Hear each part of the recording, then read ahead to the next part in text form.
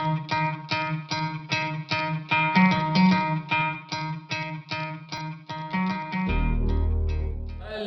प्यारे बच्चों, कैसे हो आप सब। हम लोगों ने organic basic chemistry of organic कर लिया है ना। जीओसी कह सकते हैं, बेसिक ऑर्गेनिक केमिस्ट्री कह सकते हैं। ये सब चीजें हम लोगों ने कंप्लीट कर ली है प्यारे बच्चों। और आज से हम लोग स्टार्ट करने वाले हैं, वो क्या स्टार्ट करने वाले हैं? हाइड्रोकार्बन। कौन सा टॉपिक स्टार्ट करने वाले हैं प्यारे बच्चों? आज से हम लोग स्टार्ट करेंगे हाइड्रोकार्बन। है ना, आपको अच्छे से पता है, it is a very important. Class 11th के लिए तो है इंपॉर्टेंट, भैया आपके सिलेबस में है। क्लास 12th में भी ऐसा नहीं है कि यहाँ से बातें नहीं होंगी, बिना इसके कोई बात ही नहीं होगी। क्लास 12th में भी ऐसा कोई एग्जाम नहीं, चाहे बोर्ड एग्जाम हो, चाहे नीट हो, चाहे जेई हो, जहाँ से हाइड्रोकार्बन से क्वेश्चन ना आए। तो सिलेबस में क्या है, आपको 11th क्लास में क्या पढ़ना है? आपको एल्केन पढ़ना है। एल्केन मतलब पढ़ना है मतलब क्या? ऑब्वियसली इसका basic introduction, structure, isomerism, preparation, physical property, chemical properties, ये सब पढ़नी है। एल्केन की भी, एल्कीन की भी, एल्काइन की भी, और एक और एरोमेटिक कंपाउंड बेंजीन की भी। इन सब के बारे में हमें ये सारी बातें करनी है। ठीक, एल्केन में स्पेशली मीथेन और इथेन, एल्कीन में इथीन, एल्काइन में इथाइन, और बेंजीन तो चलो बेंजीन ही है। तो मैं इन कंपाउंड्स के बारे में अच्छी खासी बातें करनी है। ठीक, तो एक लंबी सांस ले लीजिए। ये ऑर्गेनिक का लास्ट टॉपिक आप कह सकते हैं, हाइड्रोकार्बन है। लास्ट टॉपिक ना कह सकते हैं, लास्ट चैप्टर है ये हाइड्रोकार्बन। जितनी बातें इसके पहले पढ़ी है, सबका सब यहाँ पे इन्वॉल्वमेंट होने वाला है, सभी के सभी का यहाँ पे इन्वॉल्वमेंट होगा। ठीक, तो मैं स्टार्ट कर रहा हूँ चैप्टर हाइड्रोकार्बन्स। चैंपियन, मैं स्टार्ट कर रहा हूँ चैप्टर हाइड्रोकार्बन। मैं कौन? मैं आपका केमिस्ट्री टीचर उमेश सर। एक लंबी सांस लीजिए, स्टार्ट करते हैं हाइड्रोकार्बन। ठीक है, बहुत सिंपल है, सारी बातें आपको समझ में आने वाली है। जो लॉजिक दूंगा वो प्लीज पकड़िएगा, समझिएगा कि क्या बोल रहे हैं सर, है ना, और चीजें आपके लिए आसान हो जाएंगी। चलिए, कह रहा है हाइड्रोकार्बन, नाम से इसका मतलब निकालते हैं। क्या बोल रहा है? कह रहा है हाइड्रोकार्बन मतलब कह रहा है ऐसे किसी कंपाउंड के बारे में बात हो रही है जहां क्या प्रेजेंट है? हाइड्रोजन और कार्बन प्रेजेंट है। क्या प्रेजेंट है? Hydrogen and carbon. और आप अच्छे से जानते हो, इनिशियली भी हम लोगों ने ये डेफिनेशन डिस्कस की है कि प्रेजेंट होने का मतलब क्या मैं कह रहा हूं? बॉन्ड प्रेजेंट होगा। बॉन्ड प्रेजेंट होगा बिटवीन कार्बन एंड हाइड्रोजन। सिर्फ प्रेजेंट होना नहीं है, बॉन्ड प्रेजेंट होगा बिटवीन कार्बन एंड हाइड्रोजन।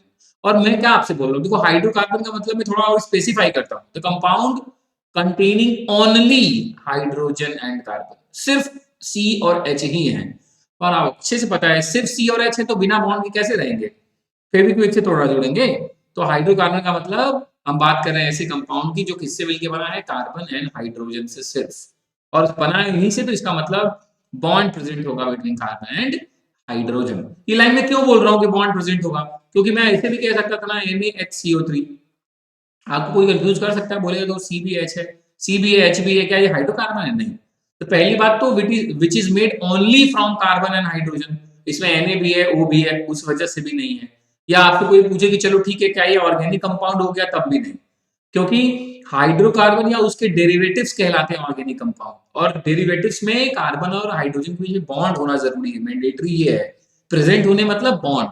तो NaHCO3 में बॉन्ड कार्बन और हाइड्रोजन के बीच में नहीं होता है, एक्चुअली बॉन्ड होता है ऑक्सीजन और हाइड्रोजन के बीच में, इसीलिए ये कंपाउंड ऑर्गेनिक नहीं।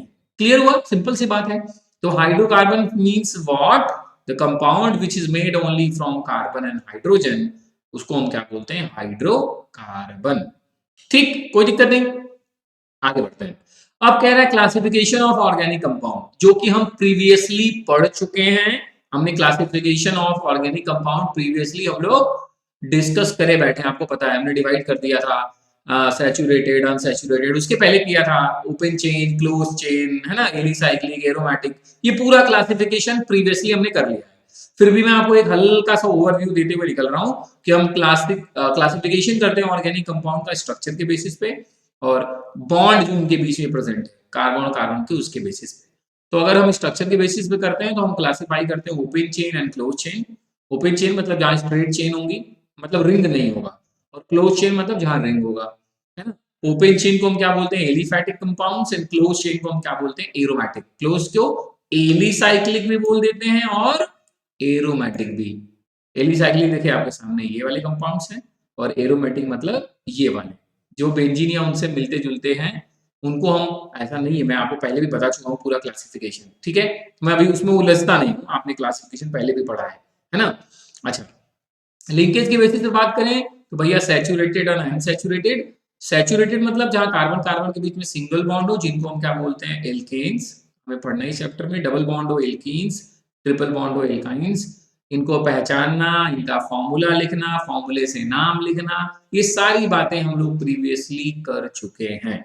यहाँ पे हमारा सारा का सारा मोटिव क्या होगा, इनको, इनके कंपाउंड्स पढ़ने के बारे में, उनके फिजिकल केमिकल प्रिपरेशन, इस बारे में। ये जितनी भी बातें यहाँ पे हम लोग पढ़ चुके हैं, ठीक ठीक है। तो हम लोग स्टार्ट कर रहे हैं सीधे कहानी किसकी, एल्केन्स की। एल्केन मतलब जो घरों में एलपीजी यूज करते हो आप, ब्यूटेन एंड आइसोब्यूटेन एल्केन है। जो आप पेट्रोल यूज करते हो, है ना, पेट्रोल डीजल, उनमें भी वो भी क्या एल्केन्स है, हायर एल्केन ही तो है। तो हम उनके बारे में बात करने जा रहे हैं, एल्केन्स के बारे में।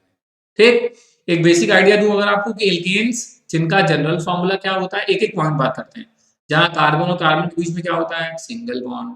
दूसरा पॉइंट, जहां जनरल फॉर्मूला क्या होता है, CnH2n+2। इनको हम एक और भी नाम से बुलाते हैं, ऑब्वियसली पढ़ा हुआ है क्या, पैराफिन्स। पैराफिन्स एक लैटिन वर्ड है जिसका मतलब क्या होता है, लिटिल एफिनिटी। क्योंकि एल्केन्स में हर एक कार्बन अपने 4 सिंगल बॉन्ड के थ्रू जुड़ा होता है। हाँ, एक में भी कार्बन के साथ हो, में भी हाइड्रोजन के साथ हो, बट 4 सिंगल कोवेलेंट बॉन्ड होता है। कार्बन के आउटर पे 4 इलेक्ट्रॉन, 4 सिंगल बॉन्ड बना के बैठा है, मतलब 8। तो आउटर में इसके 8 इलेक्ट्रॉन है ना, इसका ऑक्टेट क्या हो जाता है, कंप्लीट हो जाता है ऑक्टेट इसका। इस वजह से किसी और से जुड़ना, इससे मतलब थोड़ा इनएक्टिव होता है किसी और से रिएक्शन करने के कॉन्सेप्ट में, क्योंकि ऑलरेडी इसके ऑक्टेट कंप्लीट हो जाते हैं सिंगल बॉन्ड के थ्रू। इसलिए लैटिन इसको अब क्या बोलते हैं, पैराफिन्स। मतलब इन शॉर्ट इसकी एफिनिटी, इसकी रिएक्टिविटी थोड़ी कम है किसके कंपेयर में, एल्कीन एंड एल्काइंस के कंपेयर में, इसलिए बोला जा रहा है इसको पैराफिन्स, ठीक है। अच्छा, फिर और बातें तो भैया जो आपने बता ही दिया, एल्केन्स में सब सिंगल बॉन्ड है, तो आपको अच्छे से पता है कि हम ऑर्गेनिक में हाइब्रिडाइजेशन बड़ी आसानी से बता सकते हैं। सबके सब सिंगल बॉन्ड से जुड़ा है, मतलब कार्बन कार्बन के बीच में सिंगल बॉन्ड है, तो हाइब्रिडाइजेशन क्या हो गया, sp3। पढ़ा है प्यारे बच्चों, और हाइब्रिडाइजेशन sp3 है, तो बॉन्ड एंगल कितना हो गया, 109 डिग्री 28। जानते ही हैं sp3 स्ट्रक्चर कैसा हो गया, टेट्राहेड्रल। स्ट्रक्चर कैसा हो गया चैंपियंस, टेट्राहेड्रल या टेट्राहाइड्रल। इसलिए जब आप देखते हो तो ऐसे बना होता है मीथेन, ऐसे दिखा होता है मीथेन, है ना?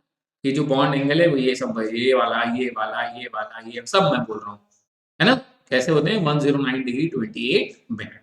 अच्छा, एल्केन से रिलेटेड एक और भाई साहब हैं जिनको हम क्या बोलते हैं, साइक्लो एल्केन्स। एल्केन्स तो ही हैं, एल्केन्स ही हैं, बट रिंग फॉर्म में है ना? मतलब एलिसाइक्लिक, एरोमेटिक तो हुए नहीं, तो एलिसाइक्लिक, इनको हम क्या बोलते हैं, साइक्लो एल्केन्स।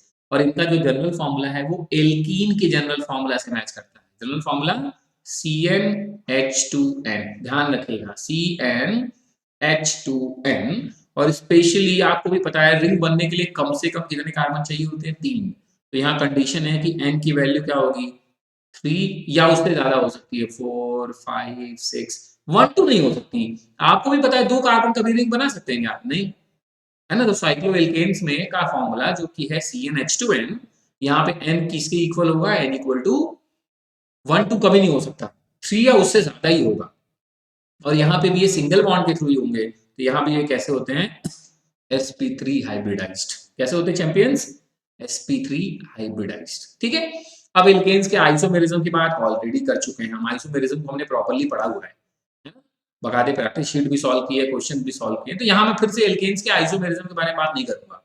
मैं ये भी बात नहीं करूंगा कि एल्केन्स को कैसे रिप्रेजेंट करें, हमने रिप्रेजेंटेशन भी काफी अच्छे से पढ़ लिया है। Structural formula, condense formula, bond line formula, molecular formula, empirical formula, ये सारी बातें हुई हैं हमारी कि हम रिप्रेजेंट कर सकते हैं ऑर्गेनिक कंपाउंड्स को। तो यार ऑर्गेनिक कंपाउंड को कर सकते हैं चैंपियंस, तो एल्केन्स को भी कर सकते हैं। तो मैं ये वाली बात यहाँ पे नहीं करूंगा, मैं आ रहा हूं मेन बात पे, क्या, कैसे बनेगा एल्केन्स। ध्यान से सुनना, वैसे तो मैं आपको एल्केन बनाना सिखाऊंगा, लेकिन आप अपने दिमाग में हमेशा ये सोचते रहना कि इस मेथड से CH4 एंड C2H6 कैसे बनेगा, बनेगा कि नहीं बनेगा, ये बातें अपने दिमाग में हमेशा बैठा है, ठीक है। चलिए, तो हम लोग आ गए कहां पे, जनरल मेथड ऑफ प्रिपरेशन। सबसे पहला कहता है कि हम एल्कीन्स और एल्काइंस का क्या करेंगे, हाइड्रोजिनेशन, मतलब समझो प्लीज, हाइड्रोजन H2 को ऐड करने को बोल रहा है हाइड्रोजिनेशन। कह रहा है एल्कीन्स और एल्काइंस में आप हाइड्रोजन ऐड कर दो, है ना, मतलब आप हाइड्रोजिनेशन कर दो किसका, एल्कीन्स एंड एल्काइंस का, तो आप एल्केन आपको मिल जाएगा। और ये एक नेम्ड रिएक्शन भी है, कौन सी रिएक्शन है, सेबाथियर सेंड्रेंस रिएक्शन, है ना, कौन सी रिएक्शन है, सेबाथियर सेंड्रेंस रिएक्शन। कुछ नहीं है, सिंपल सा फंडा है, इतनी बेसिक ऑर्गेनिक आपको भी पता है कि sir alkene and alkyne are unsaturated, क्या है, अनसैचुरेटेड कंपाउंड है। और सर अनसैचुरेटेड कंपाउंड अगर मैं बात करूं उसकी केमिकल रिएक्शन की, तो वो कौन सा रिएक्शन फेवर करते हैं, एडिशन रिएक्शन। कौन सा रिएक्शन फेवर करते हैं प्यारे बच्चों, वो फेवर करते हैं एडिशन रिएक्शन, वो चाहते हैं एडिशन रिएक्शन देना। और एडिशन रिएक्शन की खासियत क्या है कि अनसैचुरेटेड जो आपका कंपाउंड होता है, मतलब अगर आपके कंपाउंड में कोई डबल या ट्रिपल बॉन्ड है, तो वो किस में कन्वर्ट हो जाता है, सैचुरेटेड में। सैचुरेटेड में मतलब चैंपियंस सिंगल बॉन्ड में कन्वर्ट हो, किस में कन्वर्ट हो जाता है, सिंगल बॉन्ड में कन्वर्ट हो जाता है। ठीक, हेलो, ठीक, दिमाग में रहेगा ये वाली बात भी। तो कुछ नहीं करना, देखो ना, हमें जितने भी कार्बन का एल्कीन बनाना हो, है ना, हमने क्या लिया, देखो एल्कीन लिया या एल्काइल ले लिया। लॉजिक क्या है, एडिशन की खासियत, सर अरे सर आपने बोला डबल बॉन्ड हो जाएगा सिंगल बॉन्ड, ट्रिपल बॉन्ड भी हो जाएगा सिंगल बॉन्ड।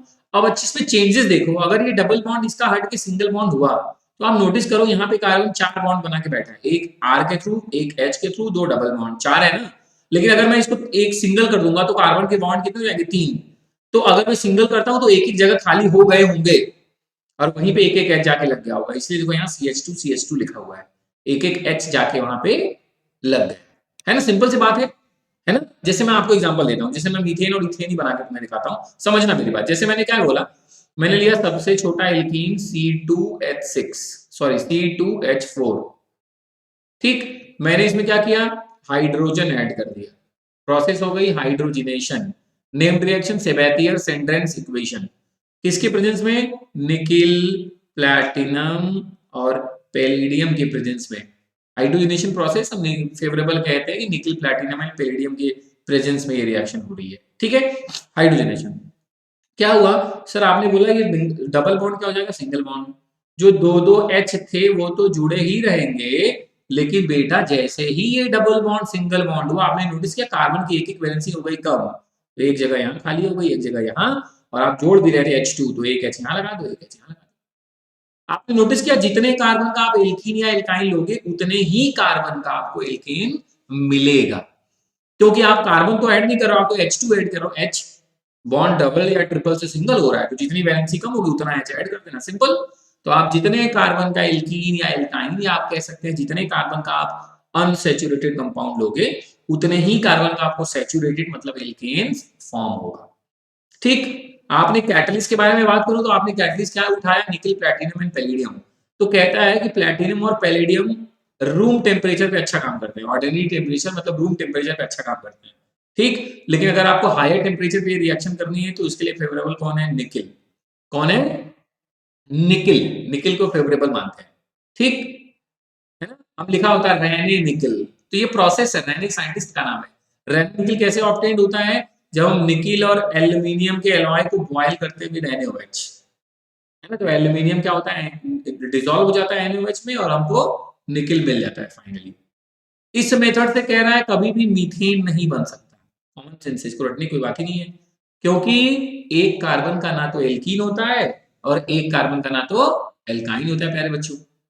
जब एक कार्बन का एल्कीन और एल्काइन होता ही नहीं, तो कैसे होता, हम सच एडिशन करके एक कार्बन का एल्कीन बना दोगे, है ना, क्लियर है ना, बड़ा सिंपल सा फंडा है। तो फंडा क्या कह रहा है कि मीथेन कभी नहीं बनेगा, क्योंकि सबसे छोटा एल्कीन और एल्काइन भी 2 कार्बन के हैं, तो जो भी एल्कीन बनेगा वो 2 कार्बन से ही स्टार्ट होगा, तो इसलिए इस मेथड से कभी भी मीथेन फॉर्म नहीं होगा, ठीक है प्यारे बच्चों, ध्यान रहे, ये कोई बड़ी बात तो है नहीं। तो ये पहला मेथड था क्या, hydrogenation of alkene and alkynes, या इसी को हमने क्या नाम दिया, सेबाथियर सेंड्रेंस इक्वेशन या रिएक्शन, ठीक है। आपके जहन में होगा सर एक ट्रिपल बॉन्ड का भी एग्जांपल ले लो, चलो सबसे छोटा एल्काइन C2H2 ले लिया, देखो सर ये होना रिएक्शन तो वही है, हाइड्रोजनेशन। किसके प्रेजेंस में सर? निकल प्लैटिनम और पैलेडियम के प्रेजेंस में। निकल प्लैटिनम और पैलेडियम के प्रेजेंस में ही रिएक्शन होनी है। तो क्या ऐड करूं चैंपियंस, क्या ऐड करूं इसमें? सोच के देखो खुद ही। सर ये C triple bond, C single bond हो जाएगा सर। जो एच लगे थे वो लगे रहेंगे, लेकिन दो बॉन्ड आपने गायब किया तो दो दो वैकेंसी यहाँ खाली हो गई दोनों कार्बन के पास। भाई कुछ जोड़ो तभी तो वैलेंसी पूरी होगी। तो क्या जोड़ना है तुम्हें? एच ही तो जोड़ना है, बस एच एच लगा दो, है ना। तुम्हें लग रहा होगा चार लग गया सर, ये तो भैया बैलेंस कर लेना यार, 2H2 लिख दो, इसमें कौन सी बड़ी बात है। ठीक है, कोई दिक्कत नहीं, समझ गए।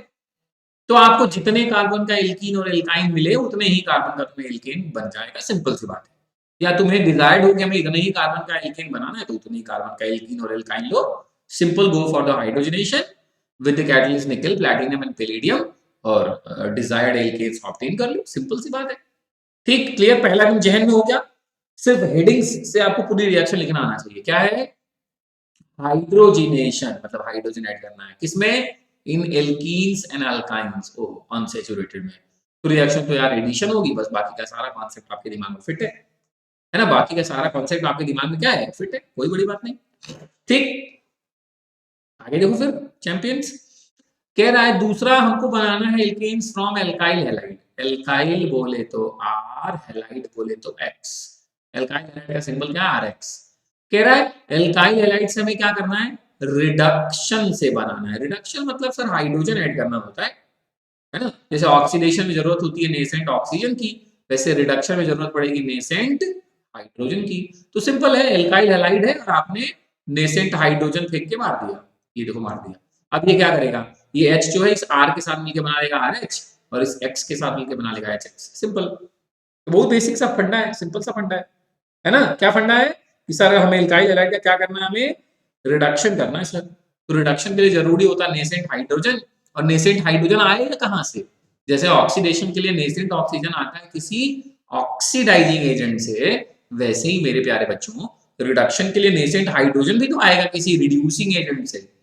तो ये लिस्ट जो है चैंपियंस, ये जो लिस्ट है ये रिड्यूसिंग एजेंट की लिस्ट है, इनमें से कुछ भी आप यूज कर लो।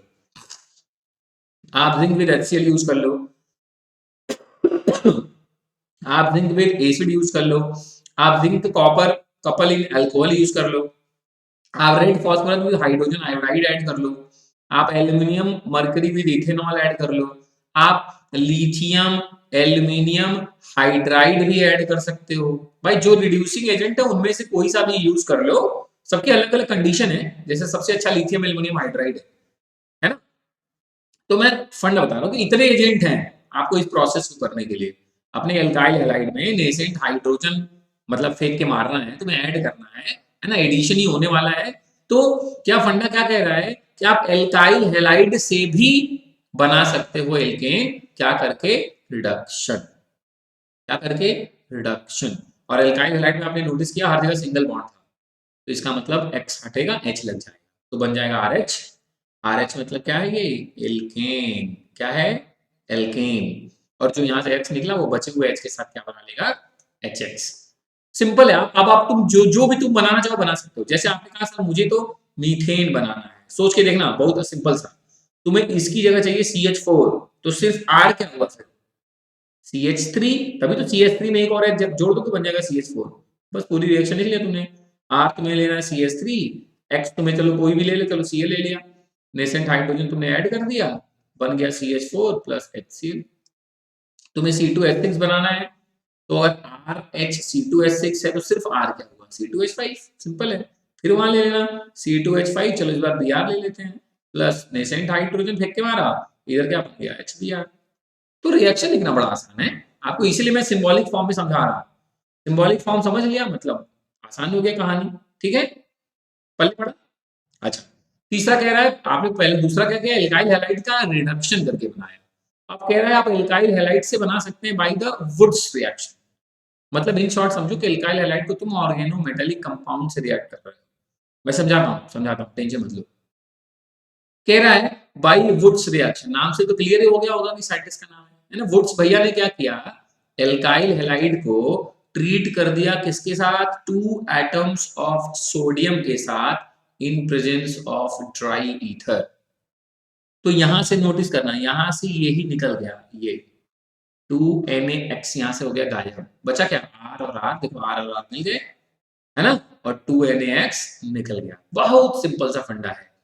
वुड्स रिएक्शन इंपॉर्टेंट भी है, नेम्ड रिएक्शन भी है, पूछता भी है लिखने के लिए, तो क्या बोलोगे, when two molecules of alkyl halide combined with the two atoms of sodium in presence of dry ether, the reaction is called as Woods reaction। बस यहीं से 2NaX निकल देता है, बचा दोनों R आपस में जुड़ के क्या बना लेते हैं, एल्केन्स। क्या बना लेते हैं, एल्केन्स। ठीक, क्लियर है, कोई दिक्कत नहीं है ना। अब सोच के देखो आप, अगर मैं सबसे छोटा भी R बोलूं तो सबसे छोटा एल्काइल ग्रुप क्या होता है, एक कार्बन का CH3, तब भी CH3 मिलके क्या बना लेंगे, C2H6। मतलब सर मीथेन तो इस रिएक्शन से बन ही नहीं सकता, वुड्स रिएक्शन से। भाई ऐसा क्या दो जोड़ दोगे कि CH4 बन जाएगा, CH2 भी जोड़ोगे तो C2, दो कार्बन हो गए ना, तो सर मीथेन नहीं बनेगा। हाँ उसके आगे वाले बनेंगे, है ना, उसके आगे वाले तो बन ही रहे हैं। और आपने नोटिस किया कि दो मॉलिक्यूल्स एल्काइल हैलाइड है, दोनों एक ही जैसे होने चाहिए। देखो RX, R अलग अलग मत लेना, आपको R क्या लेना है, एक ही जैसा लेना है। अगर आप R अलग अलग लोगे तो उसको भी हम बोलते हैं क्रॉस वुड्स रिएक्शन। बट मैं अगर स्कूल लेवल बोर्ड लेवल की बात करूं तो आपको नहीं पढ़ना है, मैं नहीं बताऊंगा आपको ये बात, ठीक है। आप सिर्फ वुड्स रिएक्शन पढ़ो, क्रॉस वुड्स भी होता है, ठीक। तो इन्होंने आपस में रिएक्शन किया और क्या बना लिया, एल्केन्स। ठीक, तो क्लियर हो गया ना। इससे हमेशा इवन नंबर वाले बनेंगे भाई, एक एक मिला तो दो, दो दो होंगे कमाई तो चार वाला बनेगा, तीन तीन होंगे तो छह वाले बनेंगे, है ना। आप नोटिस कर रहे हो ना। तो इवन नंबर वाले जो एल्केन्स होते हैं वो फॉर्म्ड होते हैं बाय द वुड्स रिएक्शन। कुछ कंडीशंस हैं, आप ध्यान से समझिए। कह रहा है मान लीजिए आपने ड्राई ईथर नहीं लिया, वेट ईथर ले लिया, है ना। आपने ड्राई ईथर ना लेके कैसा ले लिया, वेट ईथर ले लिया, तो कहता है तब एल्केन ना बन के क्या बन जाएगा, अल्कोहल बन जाएगा। तब क्या बन जाएगा, अल्कोहल बन जाएगा चैंपियंस। ठीक, क्योंकि वेट मतलब वाटर था, तो Na जो कंबाइन कर लेगा बना लेगा NaOH, और फिर जब एल्काइल हैलाइड से NaOH रिएक्ट करेगा तो बन जाएगा अल्कोहल। ठीक, तो ड्राई ईथर लेना है, वेट ईथर नहीं। दूसरी बात कह रहा है मीथेन इस रिएक्शन से नहीं बनेगा, हाँ सर ये तो हम लोगों ने समझ ही लिया, है ना। कह रहा है the alkene produce is higher and symmetricals, मतलब हमेशा R एक जैसे हो तभी होगा, ठीक है, ध्यान रखना है। कह रहा है two different alkyl halides on Wurtz reaction give all possible alkanes. अगर तुम दोनों एल्काइल हैलाइड अलग अलग लेते हो, अलग अलग, है तो उसको क्या बोलते हैं, वही क्रॉस वुड्स। और उससे जितने पॉसिबल बन सकते हैं एल्केन बनेंगे। जैसे मान लो तुमने एक तरफ लिया C2H5Cl प्लस 2Na और दूसरी तरफ लिया CH3Cl, तो जितने पॉसिबल है वो सब बनेंगे। हो सकता है ये दोनों दो कार्बन वाले दो बार आपस में जुड़ जाएं तो ब्यूटेन बन जाए, हो सकता है दो मिथाइल वाले आपस में जुड़ जाएं, इथेन बन जाए, हो सकता है ये वाला भी जुड़े ये वाला भी जुड़ जाए, प्रोपेन बन जाए, मतलब मिक्सचर ऑफ एल्केन्स बन जाएंगे। और 2NaCl तो चलो निकल ही रहा है बार बार, है ना चैंपियन, ध्यान रखना। तो इसीलिए इस मेथड से हम नहीं बनाते एल्केन्स, क्योंकि वो मिक्सचर वाले बनने लगेंगे, पॉसिबल ही नहीं, अच्छा भी नहीं होगा, ठीक है। कह रहा separation of mixture is not easy, क्योंकि जो भी बन रहे हैं मिक्सचर ऑफ एल्केन उनका बॉइलिंग पॉइंट में बहुत कम डिफरेंस हुआ, है ना, तो इसलिए उनको सेपरेट करना बहुत मुश्किल काम हो जाएगा, ठीक। और कह रहा है this reaction generally fails with a tertiary alkyl halide. कह रहा है यहाँ जो आप एल्काइल हैलाइड ले ले रहे हो, प्राइमरी लो चलेगा, सेकेंडरी लो चलेगा, टर्शियरी एल्काइल हैलाइड मत लेना, क्योंकि फिर क्या हो जा होने लगेगा स्टीरिक हिंड्रेंस और रिएक्शन हो नहीं पाएगी, ठीक। एक दो क्वेश्चन देखो, सिंपल रहेगा आपके लिए। कह रहा है 2 मोल्स ऑफ आइसोप्रोपाइल क्लोराइड, क्या लेना है तुम्हारा एल्काइल हैलाइड क्या है, आइसोप्रोपाइल क्लोराइड, ऐसा बोल रहा है। ये 2 मोल्स इसके हमने अगर ले लिया in presence of 2 atoms of sodium, मैं इसी को इधर भी लिख दे रहा हूं। देखिए आप खुद देखो, बहुत आसान सा फंडा है, आपको ये नहीं लगेगा कि क्या बन गया, आसान काम है। तो सर आपने बताया नहीं, यहाँ से ये भाई साहब लोग निकल लेंगे, निकाल देते हैं, है ना, in presence of dry ether जो बनेगा उनको जोड़ देते हैं। सर CH3 CH ऊपर CH3, ये आके इनके साथ जुड़ गया CH CH3 और CH3, नाम क्या है, लॉन्गेस्ट कार्बन चेन 4 कार्बन की ब्यूट, दूसरे पे मिथाइल है, तीसरे पे तो क्या बनेगा 2,3 डाई मिथाइल ब्यूटेन, देखो यही बनेगा। घबराने का नहीं, जो बोल रहा है उसको लिखो, 2NaCl या जो भी निकालना हो उसको वैसे ही प्रॉपर्ली रिमूव करो, जो बच जाए दोनों हाथ को जोड़ दो, यही तो सीखा, है ना। वैसे नीचे वाला क्वेश्चन भी आप बहुत आसानी से कर सकते हो। कह रहा है isopropyl chloride and ethyl chloride, both react with Na in presence of ether. ध्यान से समझो क्या बोल रहा है, कह रहा है एक तो आइसोप्रोपाइल क्लोराइड है CH3 CH CH3, ये कह रहा है 2Na के साथ कंबाइंड हो रहा है और किसके साथ है, इथाइल क्लोराइड के साथ है Cl तब क्या बनेगा, तो सर आपने बता ही दिया था, ये तो निकलना ही निकलना है, बाकी मिक्सचर ऑफ एल्केन्स बनेंगे। हो सकता है इसी के दो मॉलिक्यूल्स आपस में कंबाइंड हो जाए, तब क्या बनेगा, इसी के दो कंबाइंड हो जाएंगे प्यारे बच्चों, तो जो उसके पहले बना था 2,3 टाइम इथाइल ब्यूटेन, हो सकता है इसके दो आपस में कंबाइंड हो जाए C2H5 तब क्या बन जाएगा, ब्यूटेन। देखो ब्यूटेन बन सकता है, 2,3 डाई इथाइल ब्यूटेन बन सकता है, हो सकता है इस वाले से ये वाले भाई साथ आके जुड़ जाएं, तब क्या बन जाएगा, तब बन जाएगा 2 मिथाइल ब्यूटेन। भाई इनको जोड़ के देख लो ना, CH3 CH, ऊपर CH3 और इधर C2H5, तो फिर से चेन 4 कार्बन की जिसमें नंबरिंग ऑब्वियसली इधर से होगी, दूसरे नंबर पे मिथाइल लगा है, तो बन जाएगा 2 मिथाइल ब्यूटेन। समझ रहे हो मेरी बात, बहुत सिंपल सी बात है, टेंशन की बात ही नहीं है ना।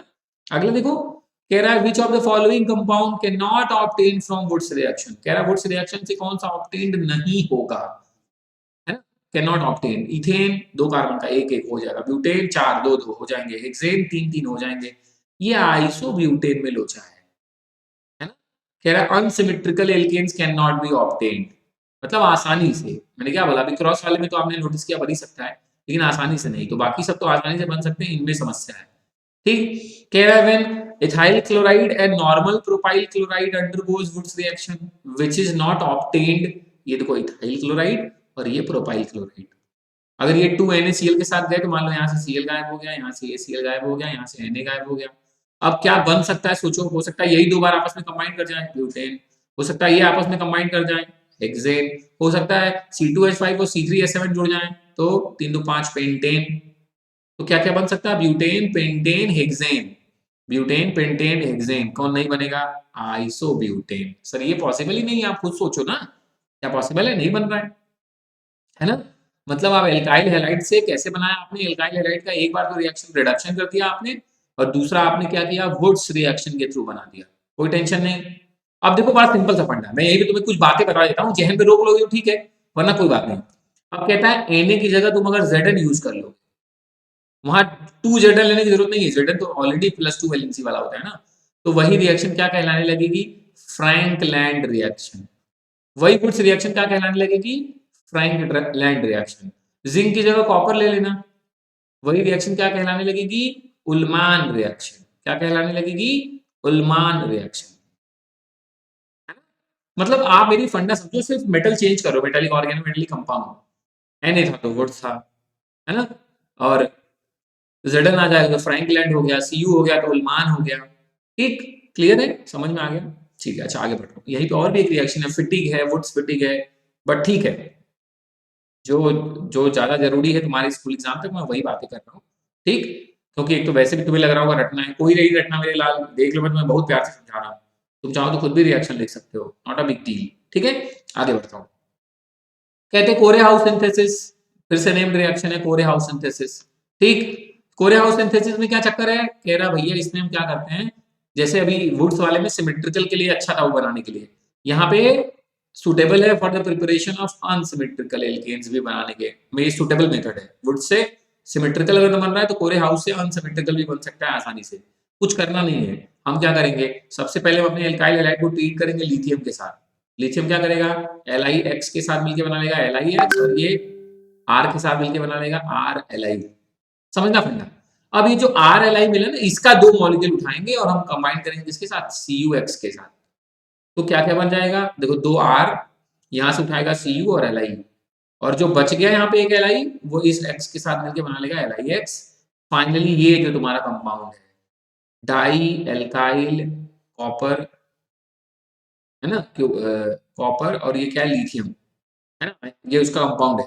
तो अब ये जब कंबाइन करेगा किसके साथ, R-X के साथ, देखो R अलग है, वरना तो फिर वही बन जाते हैं R-X के साथ, तो ये क्या बना लेते हैं, R देखो अनसिमेट्रिकल है ये R अलग है, ये R अलग है, तो ये रिएक्शन कहलाती है कोरे हाउस सिंथेसिस। क्या कहलाती है, कोरे हाउस सिंथेसिस। ठीक, एक नेम्ड रिएक्शन है, अगर आप सीबीएसई वाले हो तो आपके पूरे बुक में इसका नामो निशान नहीं मिलेगा, आप आईएससी वाले बच्चे बैठे हो तो आपको बुक में मिलेगा नामो निशान, दैट्स व्हाई मैंने बताया था आपको, ठीक। और वैसे भी आगे चल के बहुत सारे एग्जाम देने हैं तो सबके लिए बात एक ही हो जाती है, ठीक है। तो ये कोर हाउस सिंथेसिस है, ध्यान रखिएगा, जहन में बैठाए रखिएगा। आगे बढ़ता हूँ। फ्रैंकलिन मैंने बताई दिया, तुम्हें ज्यादा सोचने की जरूरत है ही नहीं, सिर्फ जेडन वाली कहानी है। कौन सी कहानी है? जिंक वाली कहानी है, तो ज्यादा आपको सोचने की जरूरत ही नहीं है, सब कुछ वही है, बस जिंक ले लिया हमने, ठीक है। फिर कहता है हम कार्बोक्सिलिक एसिड से भी बना सकते हैं। चैंपियन ध्यान से सुनना, कह रहा है हम कार्बोक्सिलिक एसिड से भी एल्केन्स बना सकते हैं।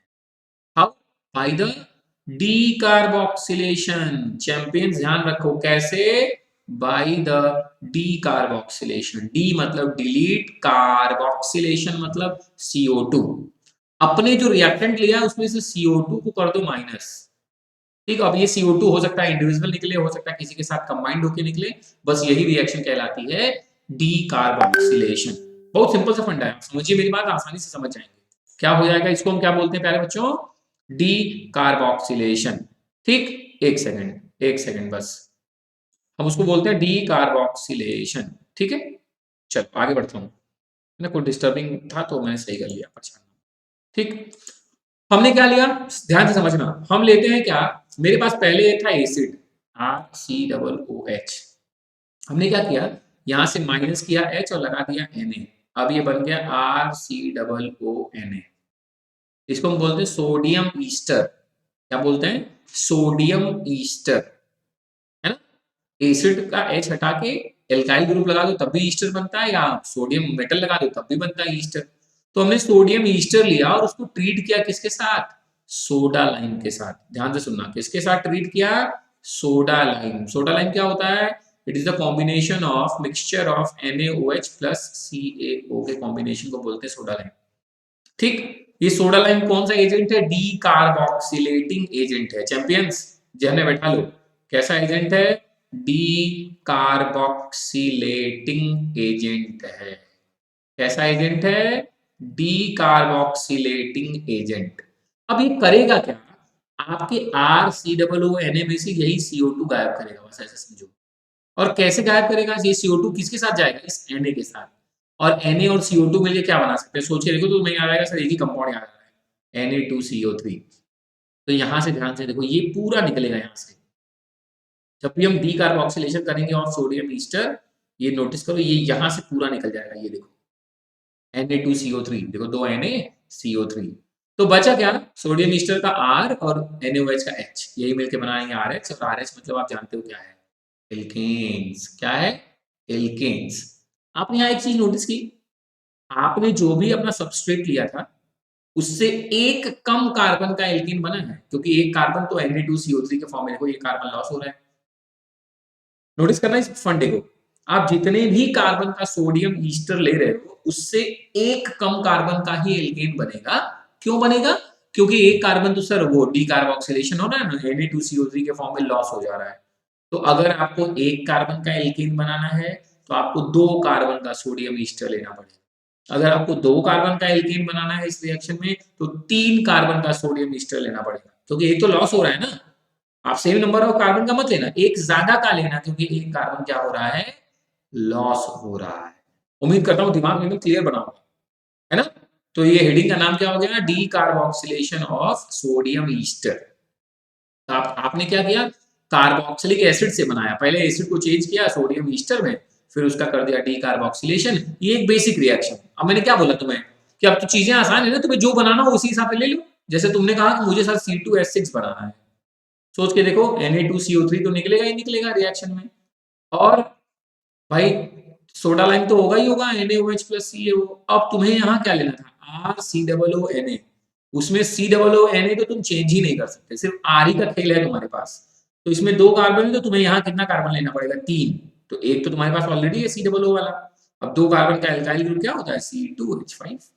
हो गया, बन जाएगा C2H6 और Na2CO3 निकल जाएगा, सिंपल, ठीक। कोई दिक्कत नहीं, आसान सा फंडा है आपके लिए, कोई बड़ी बात मैंने नहीं बोल दी, आपको नहीं लग रहा होगा ये क्या बोल दिया, है ना। हेलो हेलो, सही है, ठीक। चलिए फिर आगे बढ़ते हैं, गेम को आगे बढ़ाते हैं प्यारे बच्चों, ठीक है। चलिए, हमने कहा ठीक है सर, कार्बोक्सिलिक एसिड से एक तो हमें समझ में आ गया कि हम डी कार्बोक्सिलेशन करेंगे तब भी बनेगा। और कोई ऑप्शन?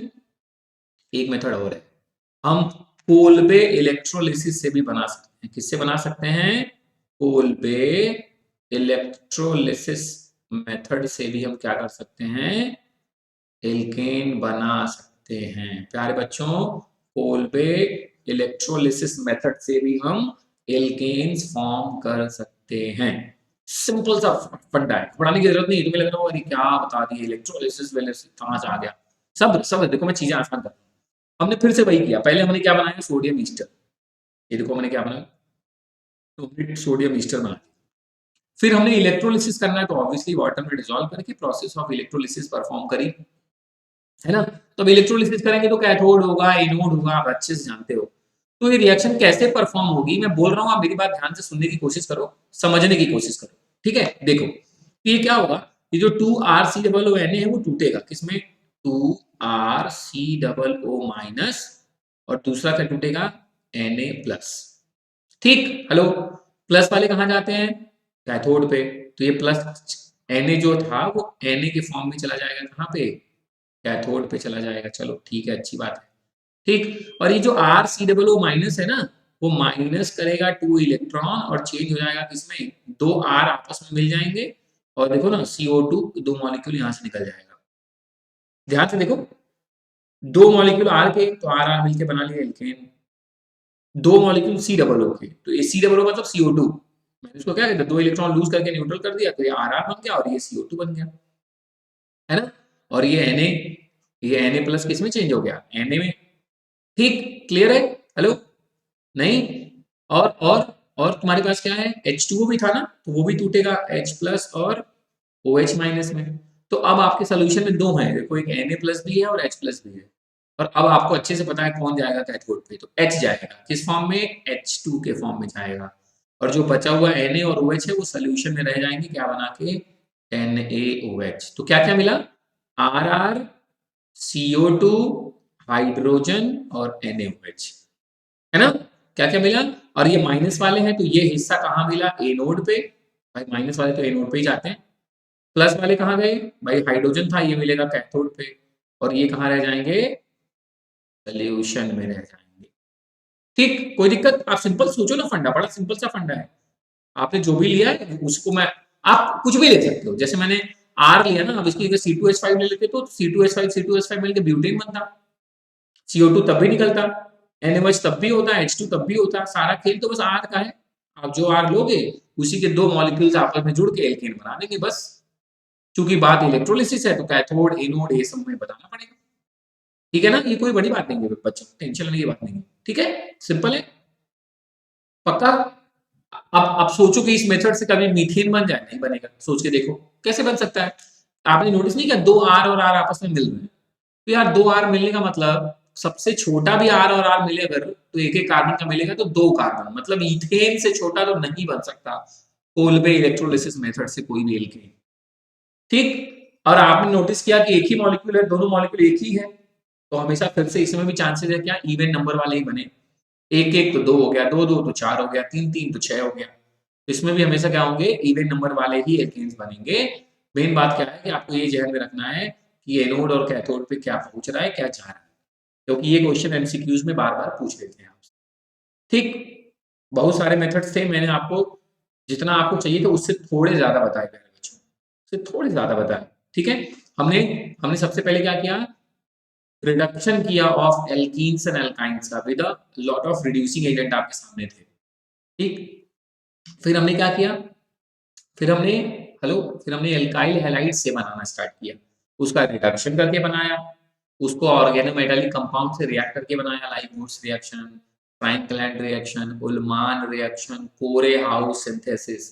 इन सब से मैंने आपको एल्केन बनाने के लिए बताया। सिंपल सा फंडा था। हर बार मैं एक जनरल इक्वेशन लिखता हूँ क्योंकि उसी से आप दुनिया का कोई एल्केन बना सकते हो, है ना। और फिर मैं प्रैक्टिस में मीथेन और इथेन बता देता हूँ तुम्हें कि तुम्हारे जहन में बैठ जाए, ठीक। फिर हमने कहा हम कार्बोक्सिलिक एसिड से भी बना सकते हैं, वहां भी दो मेथड यूज हुआ। एक तो हम डीकार्बोक्सिलेशन करते हैं सोडियम ईस्टर का, और दूसरा हम सोडियम ईस्टर की कोल्बे इलेक्ट्रोलिसिस करते हैं, कोल्बे प्रोसेस के थ्रू भी हम बना सकते हैं। तो these are the preparation of alkanes. आप सबके बारे में जानते हो किससे कौन सा एल्केन बनेगा, कौन किसके लिए फेवरेबल है, बहुत अच्छे से आपने सीखा है और बहुत अच्छे से आप अप्लाई भी कर सकते हैं। ठीक, ये वही बात किसकी, चैंपियंस प्रिपरेशन की। Now we are going to discuss about the physical properties.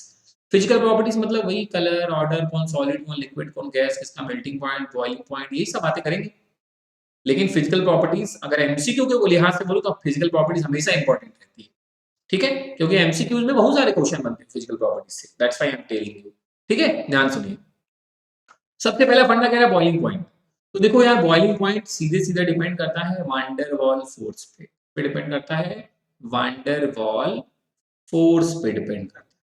और van der Waals force directly proportional to होता है मॉलिक्यूलर वेट के, या आप कह सकते हैं डायरेक्टली प्रोपोर्शनल टू होता है साइज के। तो यार सिंपल है ना, जैसे जैसे आपके एल्कीन का मॉलिक्यूलर वेट बढ़ेगा, वैसे वैसे आपके एल्कीन का बॉइलिंग पॉइंट भी क्या होगा, बढ़ेगा। क्या होगा, बढ़ेगा। इसलिए आप जो इनिशियल एल्केन्स है देखो, मीथेन, इथेन, प्रोपेन, ब्यूटेन, ये सब कैसे हैं, गैसेस फॉर्म में है। उसके बाद नेक्स्ट जो 13 मेंबर है वो क्या होते हैं, लिक्विड, और उसके बाद वाले क्या होते हैं, सॉलिड। तो हम गैस से लिक्विड, लिक्विड से सॉलिड गए, मतलब बॉइलिंग पॉइंट बढ़ रहा है ना। और अगर सिमिलर कार्बन का आपके पास दो एल्केन है, जैसे मैंने बोला पेंटेन 1 2 3 4 5, ये नॉर्मल पेंटेन, और मैं आपसे कहूं कि 2 मिथाइल ब्यूटेन, ये दोनों आइसोमर्स है ना, ये भी 5 कार्बन और 12 हाइड्रोजन, इसमें भी 5 कार्बन और 12 हाइड्रोजन ही होंगे, आप चेक कर लेंगे तो, है ना। सिंपल है, मतलब होंगे, विश्वास रखिए मेरे ऊपर। तो कहता है जैसे जैसे ब्रांचिंग आप करेंगे तो साइज छोटा हो जाएगा। देखो ना, आपने लिखा ना मॉलिक्यूलर वेट जब दोनों का सिमिलर है तो साइज से मैटर कराओ। ब्रांच करते हुए साइज तो छोटा हो जाएगा ना, साइज छोटा तो वान डेर वाल फोर्स कम, तो बॉइलिंग पॉइंट भी कम। तो वही कह रहा है, बॉइलिंग पॉइंट ब्रांचिंग होने पे क्या होने लगेगी, कम। देखो इनवर्सली प्रोपोर्शनल है, मतलब अगर नॉर्मल पेंटेन और आइसोपेंटेन में बोलूं, या इसी को 2 मिथाइल ब्यूटेन भी बोलते हैं, 2 मिथाइल ब्यूटेन में अगर मैं कंपेयर करूं तो इस वाले का ज्यादा होगा बिकॉज ऑफ साइज, और ये ब्रांच हो गया तो साइज छोटा हो गया, इसलिए इसका क्या होगा, कम होगा। तो कह रहा है जैसे जैसे ब्रांचिंग इंक्रीज होगी सरफेस एरिया डिक्रीज होगा, और van der Waals force become weak, hence boiling point also lowered. ठीक, तो ये पहला फंडा किसका था, बॉइलिंग पॉइंट का। प्यारे बच्चों, किसका फंडा है, बॉइलिंग पॉइंट का।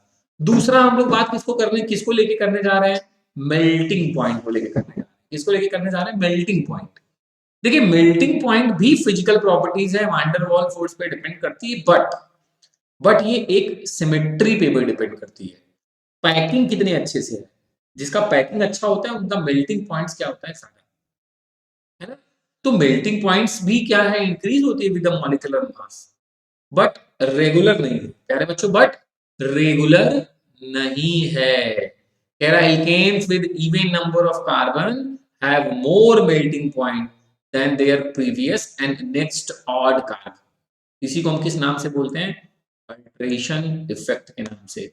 जैसे मैंने बोला मेरे पास है ब्यूटेन C4H10, तो इसका जो मेल्टिंग पॉइंट है वो प्रोपेन C3H8 से ज्यादा होगा, और इसके आगे वाला जो ऑड नंबर है पेंटेन C5H12 उससे भी ज्यादा होगा। यही वो समझाना चाह रहे हैं, यही फंडा है, इसी को हम क्या बोलते हैं, अल्ट्रेशन इफेक्ट। जो जो इवन नंबर वाले कार्बन होंगे उनका जो मेल्टिंग पॉइंट होगा वो अपने प्रीवियस और अपने नेक्स्ट ऑड वाले से क्या होगा, ज्यादा होगा। यही कहलाता है अल्ट्रेशन इफेक्ट, और इंपॉर्टेंट भी है। ऐसा ट्रेंड हर समय देखने को नहीं मिलता, ये एल्केन्स में दिख रहा है आपको, हाइड्रोकार्बन में देखने को मिलता है, तो अपने जहन में अच्छे से बैठा के रखिएगा। क्यों ऐसा हुआ, तो मैंने आपसे बोला क्योंकि मेल्टिंग पॉइंट वान डेर वाल फोर्स के साथ साथ किस पे डिपेंड करती है, सिमेट्री पे, पैकिंग कितने अच्छे से हुई है। तो alkane with even number of carbon atom get packed closely due to symmetrical structure. As a result, attractive force between individual chains are greater and hence melting point is higher. ठीक, clear हुआ, ठीक है बच्चों। तीसरा क्या है, density. तो simple सा फंडा है, alkanes are least dense among organic compound. जितने ऑर्गेनिक कंपाउंड उसमें एल्केन्स जो हैं उनकी डेंसिटी क्या होती है, लीस्ट, कम होती है, सिंपल सी बात है।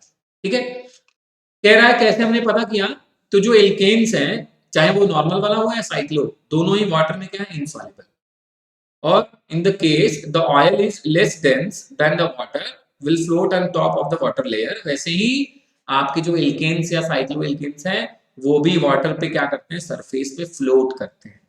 तो क्लियर होता है कि इनकी डेंसिटी क्या है, कम है। ठीक, ठीक प्यारे बच्चों, पक्का। तो आज हमने बात कहाँ से कहाँ तक कर ली? आज हमने एल्केन्स हाइड्रोकार्बन उठाया और हाइड्रोकार्बन में हम लोगों ने एल्केन बने कैसे, उसका प्रिपरेशन और उसकी फिजिकल प्रॉपर्टीज तक की बातें कंप्लीट की। ठीक, नेक्स्ट क्लास में हम लोग बात करेंगे इन्हीं की केमिकल प्रॉपर्टीज की और वैसे ही कंटिन्यू होगा, फिर एल्कीन, फिर एल्काइन, फिर प्रैक्टिस पेपर, फिर इंडिविजुअल एक एक के बारे में क्वेश्चंस डिस्कस करेंगे, है ना। बहुत सिंपल रहेगा आपके लिए, रटना वटना नहीं है। जो लोग ऑर्गेनिक रट्टे वट्टे की बात करते हैं वो मतलब सब सिखा नहीं रहे आपको, मैं सिखाने की कोशिश कर रहा हूँ। आप मेरी बात सुनेंगे वो सीख जाएंगे, कोई बड़ी बात नहीं है। ठीक, और उसके बाद भी समस्या है तो मैं हर समय आपके लिए खड़ा हूँ, टेंशन की कोई बात नहीं है। ठीक, तो प्यारे बच्चों क्या क्या सीखा? सबसे पहले हम लोगों ने एल्केन्स के प्रिपरेशन के बारे में बात की कि एल्केन बनेगा कैसे, है ना। उसकी प्रिपरेशन के बारे में बात किया। प्रिपरेशन उसके पहले इनके एल्केन के बारे में जनरल इंट्रोडक्शन। फिर हम लोग आ गए किसमें, सीधे सीधे प्रिपरेशन में हम लोगों ने कौन कौन से मेथड से पढ़ा या किस किस से बनाना सीखा। तो सबसे पहले सर एल्कीन और एल्काइन से बनाया, फिर एल्काइल हैलाइड से बनाया, फिर हमने एसिड से बनाया। सर एल्कीन और एल्काइंस में हमने हमने क्या करना था, हाइड्रोजनेशन। ठीक, तो उसमें कुछ कैटलिस्ट थे, हम आपने पूरी लिस्ट दी। फिर एल्काइल हैलाइड से भी हमने बनाना था सर, तो हमारे पास दो मेथड था, एक तो ऑर्गेनोमेटेलिक कंपाउंड से रिएक्ट करके, दूसरा उसका रिडक्शन करके, है ना। तो ऑर्गेनोमेटेलिक में आपने वुड्स बताया, फिर बोल दिया कि अगर Na हटा के वहीं पे Cu लगा दो तो उल्मान हो गया, Zl लगा दो फ्रैगलैंड हो गया, है ना। कॉपर और लिथियम क्या हैलाइड के साथ था, कोरे हाउस सिंथेसिस कहला दिया। ठीक है ना, सिंपल सी बात थी। और आगे बढ़े, फिर आपने बोला रिडक्शन भी कर सकते हो यार एल्काइल हैलाइड की। रिडक्शन के लिए ढेर सारे एजेंट मैंने आपको बताए, lithium aluminium hydride, zinc with HCl, zinc with iron with HCl कर लो या विद एसिड कर लो, है ना। Zinc copper couple in alcohol कर लो, लिथियम एल्यूमिनियम हाइड्राइड कर लो, NaBH4 कर लो। मतलब रिड्यूसिंग एजेंट आपके पास बहुत सारे थे, आप किसी को फेंक के मार दो आपका रिडक्शन प्रोसेस हो जाएगा। और फंडा बड़ा सिंपल था कि जितने कार्बन का हम ले रहे थे अभी तक, एल्कीन हो या एल्काइन हो या एल्काइल हैलाइड हो, हमें उतना ही कार्बन का क्या मिल रहा था, एल्केन्स मिल जा रहा था। लेकिन जब हम आए एसिड में कि हम एसिड से भी बना सकते हैं एल्केन्स, तो हमने नोटिस किया कि यहाँ पे पहले मेथड में क्या हुआ था, डी कार्बोक्सिलेशन। क्या हुआ था, डी कार्बोक्सिलेशन। एक कार्बन जो है वो CO2 के फॉर्म में निकल रहा था विद सोडियम, मतलब सोडियम कार्बोनेट बना के वो निकल जा रहा था, और जो बच रहा था वो क्या बना रहा था, मतलब एल्केन बना रहा था। मतलब आप जितने भी कार्बन का अपना सोडियम ईस्टर ले रहे थे उससे एक कम कार्बन का आपको क्या मिल रहा था, एल्केन्स मिल रहा था। ये फंडा हमारे दिमाग में था कि हमने ये समझा। फिर दूसरा कोल्बे मेथड था, कोल्बे इलेक्ट्रोलिसिस था, तो हमने फंडा रखा कि अच्छा कैथोड और एनोड वाले कॉन्सेप्ट को समझा, तोड़ दिया प्लस माइनस में, नेगेटिव वाले चले गए एनोड पे, पॉजिटिव वाले चले गए कैथोड पे। तो कौन क्या गया मैंने एग्जांपल के थ्रू आपको प्रॉपर्ली समझाया, आपने समझा भी कि अच्छा ठीक है कौन जा रहा है कैथोड पे, कौन जा रहा है एनोड पे। ठीक, इसके बारे में भी हमारी आपकी बात हुई। फिर सीधे हम आ गए फिजिकल प्रॉपर्टीज। यहाँ तीन बातें डिस्कस हुई, एक मेल्टिंग पॉइंट डिस्कस हुआ, दूसरा बॉइलिंग पॉइंट डिस्कस हुआ, तीसरा डेंसिटी डिस्कस हुआ, और चौथी थोड़ी बातें मैंने सॉल्युबिलिटी के लिए भी कर ली, क्योंकि एल्केन्स वाटर में इनसॉल्युबल होते हैं। क्यों? ऑर्गेनिक कंपाउंड है, तो ऑर्गेनिक कंपाउंड ऑर्गेनिक सॉल्वेंट में डिसॉल्व होंगे, है ना, नॉन पोलर सॉल्वेंट में डिसॉल्व होंगे, वाटर में नहीं होंगे। वाटर एक इनऑर्गेनिक सॉल्वेंट है, पोलर सॉल्वेंट है, उसमें नहीं होंगे। तो क्या इसका मतलब कोई ऑर्गेनिक कंपाउंड वाटर में डिसॉल्व नहीं होता? होता है मेरे लाल। सिर्फ वही वाले ऑर्गेनिक कंपाउंड वाटर में डिसॉल्व होते हैं जिनके पास एबिलिटी होती है टू फॉर्म हाइड्रोजन बॉन्ड। तो चूंकि एल्केन हाइड्रोजन बॉन्ड नहीं बना सकता, that's why I am saying कि वो सॉल्युबल नहीं होगा इन वाटर, और डेंसिटी इसकी वाटर से कम है, इसी वजह से आप नोटिस करेंगे तो फ्लोट करेगा ऊपर।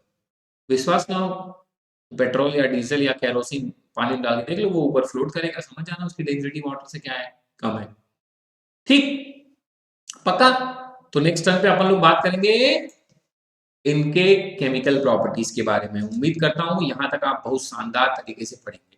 ठीक है, चलो बच्चों, मेरी तरफ से जय श्री राधे, ख्याल रखिए, खूब मन से पढ़ाई करिए, मस्त रहिए। ठीक है।